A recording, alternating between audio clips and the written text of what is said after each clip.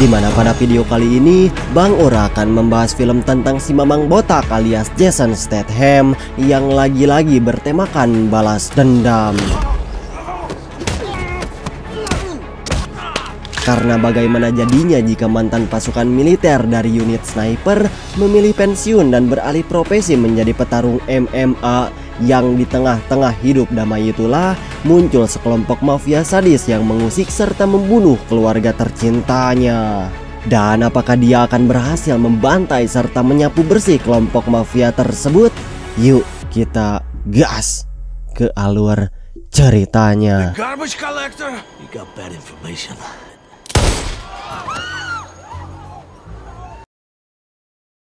Film dibuka dengan memperlihatkan kepada seorang bocil bernama May, di mana ia merupakan seorang bocil jenius yang memiliki kemampuan seperti Mamang Albert Einstein di bidang matematika. Dan pada saat di sekolah, May dengan mudah membenarkan semua jawaban dari para guru, yang membuat guru tersebut langsung pelanga-pelongo akan kecerdasan May.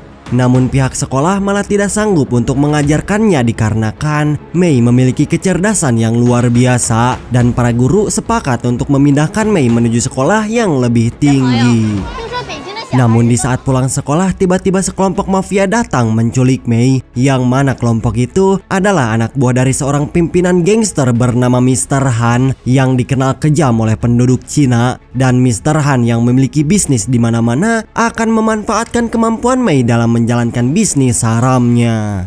Dan di setiap menjalankan bisnis, Mr. Han tidak pernah memakai komputer ataupun peralatan yang canggih. Bahkan untuk menghitung, para pegawai sering memakai alat SPOA sejenis kalkulator zaman Firaun, di mana sistem ini bertujuan agar bisnis mereka tidak terdeteksi pada saat digerebek polisi dan ormas-ormas tukang minta jatah. Haha. Han kemudian meminta kepada May agar menunjukkan kemampuannya dalam bidang matematika, yang jika sampai menolak, Mr. Han akan mengancam membunuh ibunya yang sedang dirawat di dalam rumah sakit. May yang diancam seperti itu langsung menunjukkan kemampuannya dalam menghafal rumus matematika, sehingga Han yang salut oleh kemampuan tersebut memutuskan untuk menjadikan May sebagai akuntannya. Tidak lama setelah itu, Mr. Han meminta anak buahnya yang bernama Cheng agar bergegas membawa May menuju Amerika, di mana ia akan ditugaskan menghitung serta menghafal setiap toko-toko bisnis yang dikelola oleh para mafia. Dan agar May bisa masuk menuju Amerika, Cheng sengaja meminta bantuan seorang polisi korup bernama Kapten Wolf dalam membuat berangkas-berangkas ilegal selama tinggal di Amerika Serikat.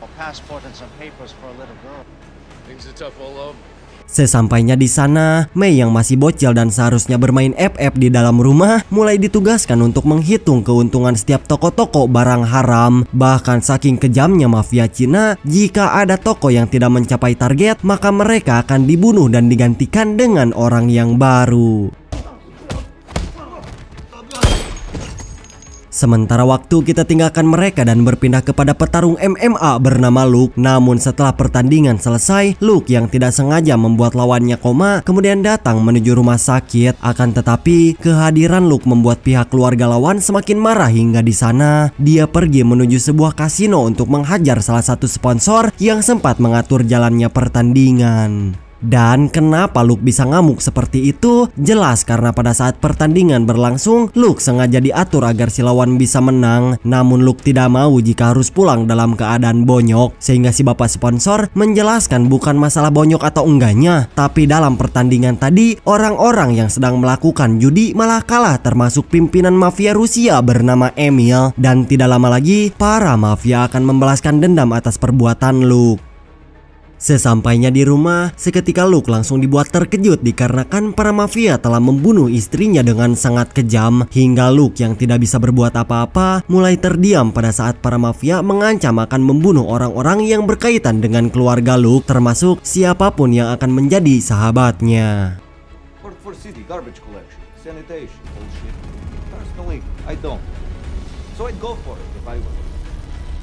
Sejak kejadian itu, Luke mengalami depresi bahkan tidak bisa berbaur dengan siapapun karena para mafia selalu mengawasinya kemanapun Luke pergi. Yang hal itu dibuktikan pada saat Luke memberikan bantuan kepada seorang tunawisma, dan si pria itu pun kemudian ditemukan tewas dengan luka sayatan di lehernya. Yang karena sudah tidak aman, akhirnya Luke memilih pergi mencari tempat istirahat lain agar terhindar dari kejaran para mafia. Namun pada saat akan belanja, Luke yang akan melakukan pembayaran tiba-tiba mulai menyadari jika dompetnya telah ditabrak oleh seorang aba-aba yang sempat menabraknya. Udah mah diteror mafia, istrinya koot, dompetnya dijamret, lengkap sekali penderitaanmu wahai Mamang Luke. Dikarenakan tidak bisa membayar, dengan terpaksa Luke mulai berpura-pura menjadi orgil yang secara pas-pasan salah satu orang mulai membawa Luke keluar dan membawanya menuju suatu tempat.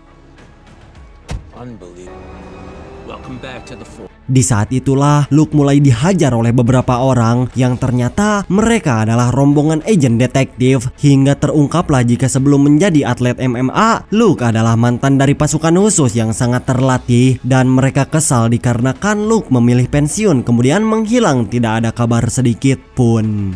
Di sisi lain kemudian film berpindah kepada Mei, di mana pada saat sedang tidur sekretaris Mr. Han bernama Siti pun datang membisikkan sesuatu dan memberitahu jika ibu dari Mei tewas ketika saat di dalam rumah sakit. Sehingga Mei yang mendengar perkataan itu langsung mewek bebeladagan dikarenakan dia yang sekarang adalah anak yatim piatu.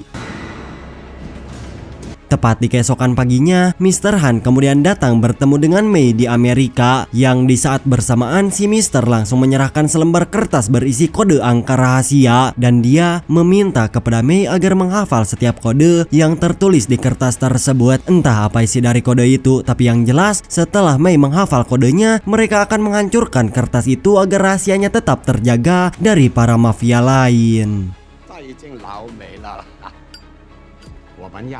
Singkat cerita, pada saat Mei akan dibawa ke tempat pertemuan selanjutnya, tiba-tiba rombongan mereka dihadang oleh mafia Rusia. Namun setelah membantai habis seluruh anak buah Mr. Han, kemudian Mei langsung diculik serta dibawa kepada sang pimpinan kartel yaitu Mamang Dojevsky. Dan tidak lama kemudian Siti muncul yang ternyata dia telah berkhianat dari kelompok mafia Cina dengan membongkar tentang kode rahasia kepada orang-orang Rusia. Hingga di sana Siti mulai membujuk Mei agar kode yang telah diingat bisa diketahui oleh pasukan para kartel. Namun Mei yang tidak mau untuk buka mulut langsung nyorocos dengan bahasa Cina yang berkata jika dia tidak akan pernah buka mulut tentang kode rahasia. Dan untuk menggoyahkan mentalnya, anak buah Dojevsky tiba-tiba langsung menembak Siti tepat di hadapannya. Tapi pada saat akan kembali diinterogasi, para polisi datang mengepung markas dan Mei bergegas kabur dari tempat tersebut. Sebelum baku tembak terjadi, kemudian Dojevsky menghubungi Kapten Wolf dengan menjogok pria itu agar menarik semua pasukan polisi dari markasnya. Yang selain itu, Dojevsky juga menawarkan kesepakatan untuk mencari Mei yang berhasil kabur dari markas mereka. Yang selain kelompok Dojevsky, Mr. Han juga menawarkan hal serupa untuk menangkap Mei secara hidup-hidup. Luke sendiri terlihat sedang berada di sebuah stasiun dengan terduduk lesu, dan Luke malah melihat Mei dikejar-kejar oleh para mafia Rusia, dan dia bergegas menolong dengan ikut menyusul masuk ke dalam kereta api guna untuk menyelamatkan Mei yang sedang dalam bahaya. Dan terlihat jika Mei berlari hingga sampailah di gerbong paling depan, yang di saat mafia itu akan menangkapnya, Luke datang menyelamatkan Mei dan langsung menghajar para mafia tersebut.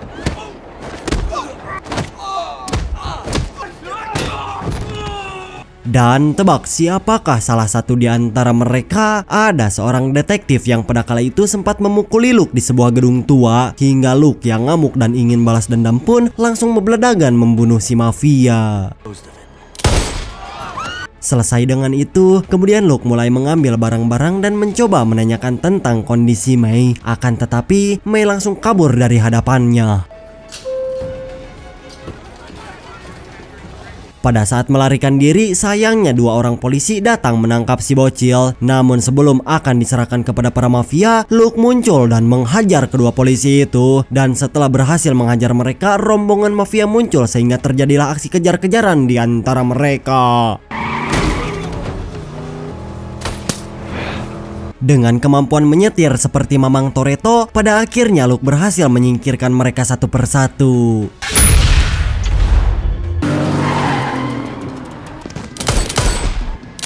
Singkat cerita, dikarenakan hanya Luke satu-satunya orang yang ingin menolong, pada akhirnya Mei memilih mengikutinya kemanapun dia pergi. Hingga di sana, Luke bergegas membawa si bocil masuk ke dalam sebuah toko pakaian dan lanjut memesan kamar hotel bintang 5 untuk istirahat, yang tentunya semua itu dibayar menggunakan kartu kredit milik si mafia Rusia.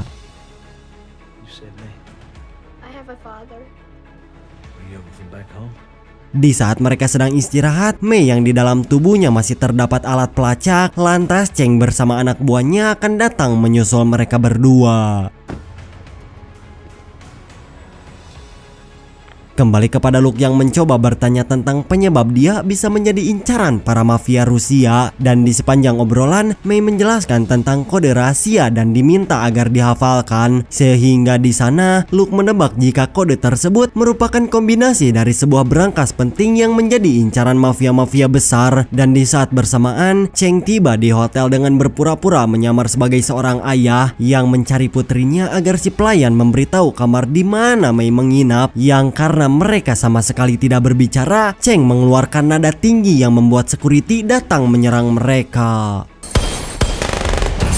Sementara di kamar hotel, Luke mulai menyadari akan adanya alat pelacak, lantas mulai berusaha mengambil alat pelacak itu serta meminta kepada Mei agar menuliskan kode berangkas yang telah dia hafal di beberapa hari yang lalu. Namun di saat bersamaan terlihat para polisi yang mulai mengepung dan akan menangkap Mei, sehingga Cheng memerintahkan semua anak buahnya untuk menjaga semua pintu masuk. Pada saat Mei kabur, sayangnya dia malah berhasil tertangkap oleh si bongsang Cheng, sedangkan Luke yang kewalahan melawan mafia memilih kabur dengan melompat dari atas jendela, yang setelah itu pergi dengan mencuri mobil. Sedangkan kelompok Cheng yang masih baku tembak dengan para polisi, mereka kemudian memanfaatkan seluruh penghuni hotel dengan keluar secara bersamaan, walaupun pelariannya sempat ditembak oleh para polisi.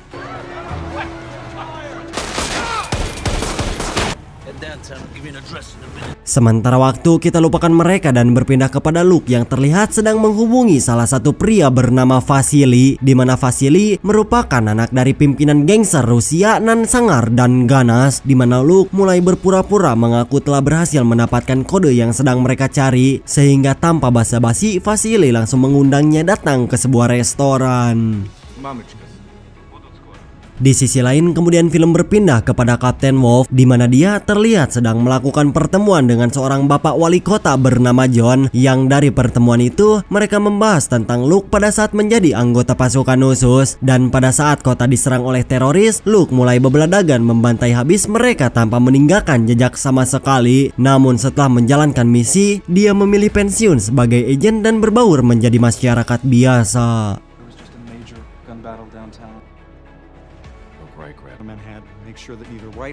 Kembali kepada Mei yang pada kala itu sedang dibawa menghadap ke arah Mr. Han. Mereka ingin kembali memastikan tentang Mei apakah tidak membocorkan kode rahasia kepada siapapun, dimana jika sampai terjadi, Mei akan dipotong-potong untuk jadikan pakan lele. Namun bocah itu berpura-pura takut yang dengan cerdasnya berkata jika dia tidak pernah membocorkan kode rahasia kepada siapapun, bahkan sampai bersumpah agar Mr. Han mau mempercayainya.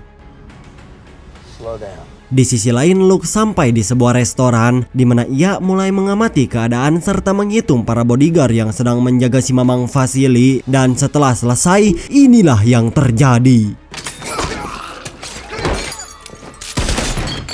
Tepat setelah membantai para mafia Rusia, kemudian Luke bergegas membawa Vasily masuk ke dalam mobil dan lanjut mengancam Dojevsky agar mau memberikan informasi yang dia tahu tentang kode rahasia serta lokasi tempat berangkas pertama disimpan. Dan jika Dojevsky menolak, Luke mengancam akan menyiksa Vasily sampai jadi perkedel. Mendengar ancaman tersebut, akhirnya Dojevsky buka mulut dan memberitahu isi dari berangkas yang tidak lain adalah uang sejumlah 30 juta dolar, di mana berangkas itu terletak di sebuah klub malam tempat perkumpulan para mafia Cina, dan kode yang sudah Mei hafalkan merupakan kombinasi untuk membuka berangkas tersebut.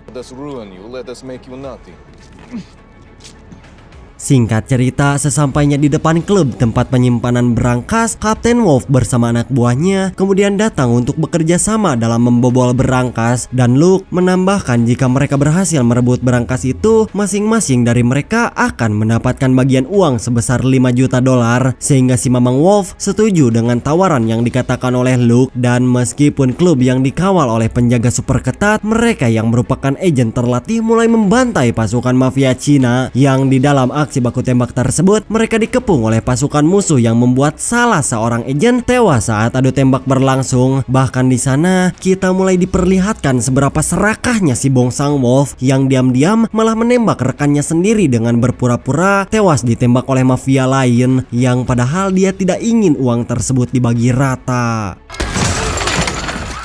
Tepat setelah berhasil membantai orang-orang yang ada di dalam, akhirnya mereka sampailah di ruangan penyimpanan berangkas. Dan sebelum membuka berangkas, Luke sengaja meminta Worf dan rekan-rekannya agar membuang senjata yang mereka pegang, karena jika tidak seperti itu, Luke yakin jika mereka pasti akan menembaknya dari arah belakang. Dan sebelum itu terjadi, dengan cepat Luke langsung menembak teman-temannya serta menyisakan Worf yang tidak dibunuh untuk jadikan sandraan pada saat meminta tagihan. Selesai dengan itu, kemudian mereka bergegas keluar meninggalkan markas mafia Cina dengan membawa kantong berisi uang sekitar jutaan dolar.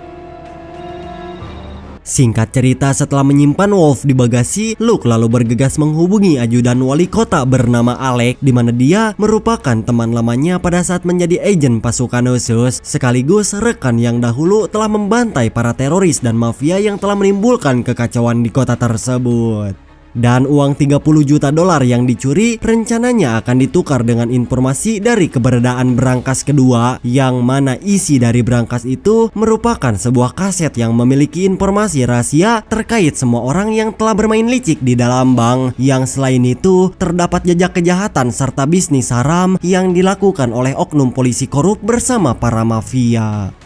Terus, apa semua orang ingin kaset itu, Bang Ur? Dikarenakan mereka ingin mendominasi kekuasaan serta bisnis ilegal di seluruh kota. Namun sebelum menyerahkan uang itu, Luke meminta kepada Alec untuk menyelamatkan Mei dari Cheng dan pasukannya. They have something I do. Service is rendered. Right. So, now you know. Sesampainya di markas mafia Cina, Alec yang ternyata jago dalam hal baku hantam dengan mudah membantai mereka satu persatu dan bergegas membawa Mei menuju ke tempat yang sudah ditentukan. Sementara di rumah si wali kota, Luke telah berhasil menyusup masuk dan langsung mengarahkan senjata mengancam John agar menyerahkan kaset yang ada di dalam berangkas. Ternyata di dalam kaset tersebut berisi semua informasi tentang identitas penduduk kota dan kebusukan oknum-oknum pemerintah.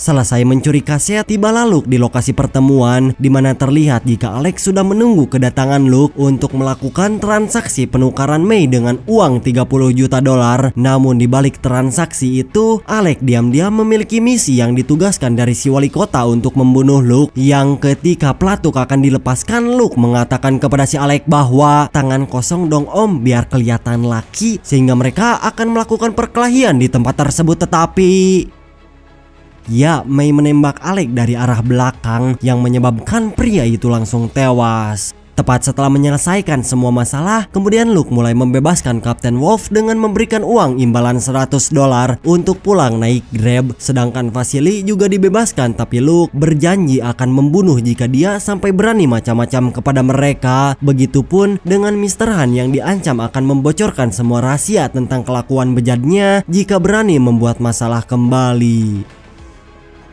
Sehingga film ditutup dengan diperlihatkan kepada Luke dan Mei yang akan melakukan hidup baru dengan menyimpan kaset penting sebagai jaminan agar orang-orang tidak berani macam-macam kepada mereka. Dan film Shape 2012 pun selesai.